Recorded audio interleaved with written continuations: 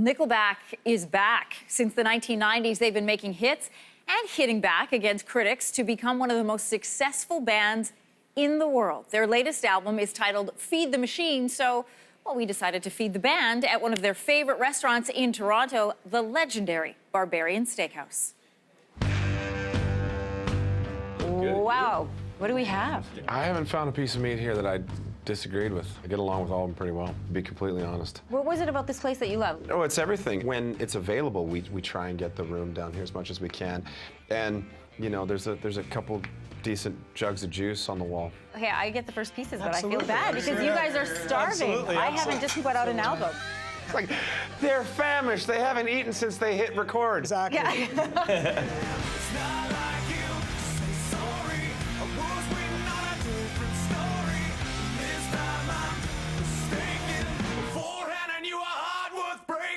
At least some of us may have met each other before you were ever Nickelback, because I'm from Brooks, Alberta. Oh my. I'm going with you on this one. So what school did you go to in Brooks? I was at Griffin. You were. I was at Brooks Central Elementary. So You pretty were sure. Sworn enemies. I know. This is what I'm saying. Track meets, right? You're at Central. Now that I know that. Are you scared? We're talking about. I'm a little scared.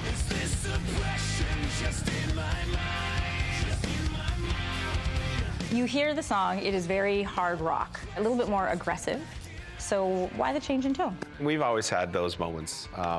Why this one is more prevalent than any other, I don't really know. But as a whole, overall, it feels like the new record is, it's definitely more a rock record. And that's fun. You know, it's fun to kind of get back to those kinds of roots.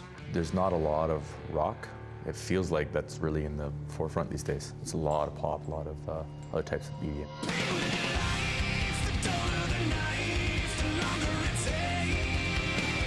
The video surprised me because the sound is very rock, so I was expecting this very gritty rock video. It's like Tron. Very sci-fi. Yeah. It's very sci-fi. very dystopian future, very, it's a cheery little number.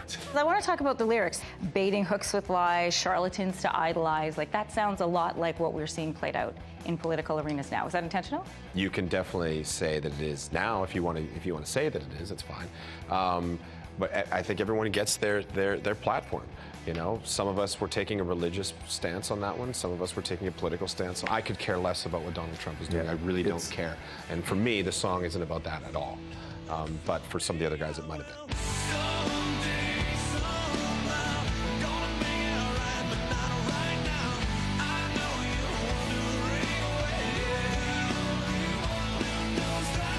You're one of the most successful bands in the world, commercially.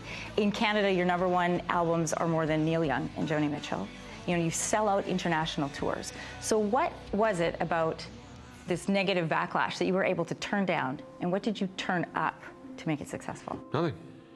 Didn't do anything. Just kept doing what we were doing. It had zero relevance on our lives. Half the time, I think it's a good thing, because I look at all the other bands that were coming out at the same time that we were coming out, and almost all of them are gone. Our manager said something to me recently. He was speaking with somebody in Nashville, and he was talking to someone who worked at a record company for some big artist. And he looked at my manager and he said, "Brian, how much do you guys pay for all that?" And he's like, "We don't." He's like, "You're kidding me. You guys just get all that press for free." And my manager looks at him and goes, "Yeah, I don't know if your artists want it quite the way we get it, but," and he's like, "Who cares? You guys, you're in the press all the time." And we just constantly just turn the other cheek, you know, and we just keep doing what we're doing. We keep making music, we keep touring. You have to have a certain level of armor in the business anyway. You just kind of do. I don't like it if it affects my kids. I think that's the collateral damage nobody really thinks about, and that does suck. I'm not gonna lie. I mean, I can handle anything, and we can throw it. You just have to. You're in the public eye. You gotta deal with it. Every memory of looking out the back door. I have a photo album spread out on my bedroom floor. It's hard to say it, time to say it. Goodbye, goodbye. I'm looking at you guys. I know guys from Brooks, and I know guys from Hannah. And you said you lived in Hannah till you were 20. Yeah. How do prairie guys know how to navigate this world of global stardom? Where do you learn those lessons in Hannah, Alberta? You didn't get that textbook? I missed that class. They didn't teach that at Central. I mean, I know guys like you. And you know there's people there who have stayed there, who you went to school with who are still there and have set up their whole lives there. Sure.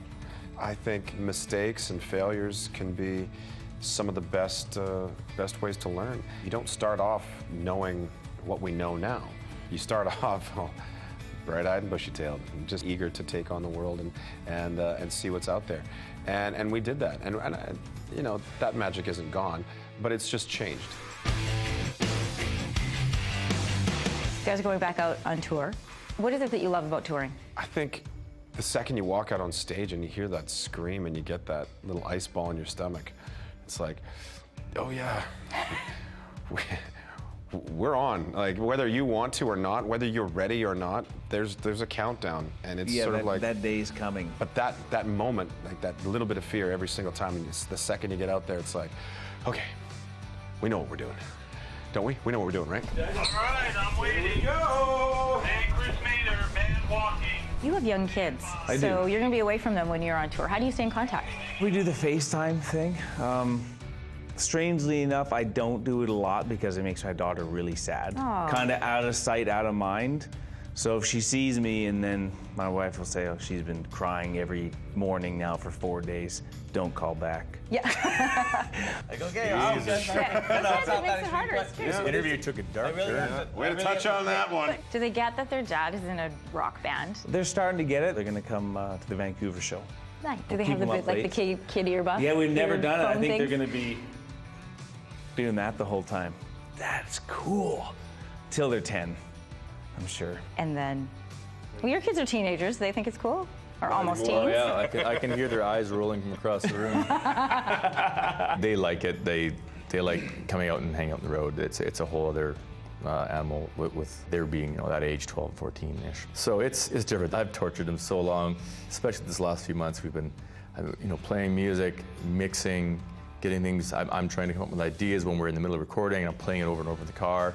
And every time I'm like, I'm sorry, I'm driving to school. I'm sorry, guys, I have to listen to this morning. I apologize. And they're just like, God, Dad. Can I listen to Future, please, for the weekend?